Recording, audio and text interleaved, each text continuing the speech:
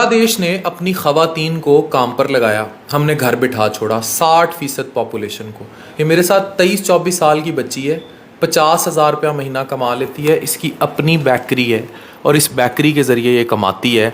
और इसका मैंने डिटेल इंटरव्यू किया, उसमें बड़ी इंस्पिरेशनल बातें थी। और इसने आखिरी में जो जुमला बोला था दोबारा बोल दो कि हर बेटी को हर मुल्तान की हर लड़की को और बेटी को खुद बेकिंग करनी चाहिए। यही मेरा ख्वाब है कि एक दिन मुल्तान में भी खुद अपने पैरों पे मुल्तान नहीं, पाकिस्तान, हर पाकिस्तानी बच्ची को अपने पैरों पे खुद खड़ा होना चाहिए। याद रखें, ये ज़रूरी नहीं कि शौहर बाजुकात ऐसा निकला है बेचारे को कुछ हो जाए ज़िंदगी में, अल्लाह ना करे शादी होती है, शौहर बेचारा कहीं चला जाए, फौत हो जाए, डिवोर्स हो जाए, कल को 3-3, 4-4 बच्चे हैं, कोई और मसला हो जाए, कोई और घर में फाइनेंशियल प्रॉब्लम आए, अगर फाइनेंशियल नहीं भी है उसका बाजू बन के साथ खड़ी हो जाए। पर make every woman in this country independent. हर खातून को इस घर कम अज़ कम इंडिपेंडेंट होना चाहिए, वो अपना आप खुद कमा के खा सके, किसी के दर पे ना बैठे।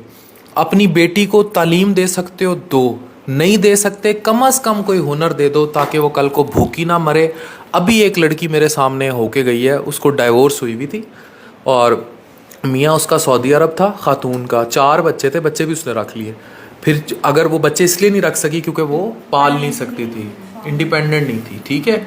मेक यूर डॉटर, अपनी बेटी पे अगर सबसे बड़ा कोई एहसान करना है तो उसको क्या करो, इंडिपेंडेंट बनाए, वो खुद मतलब अपना बिजनेस रन करे, हुनर दें उनको, स्किल्स दें। स्किल बहुत ज़रूरी है। तो इस कौम की हर बच्ची के पास हुनर होना बहुत ज़रूरी है। Thank you very much.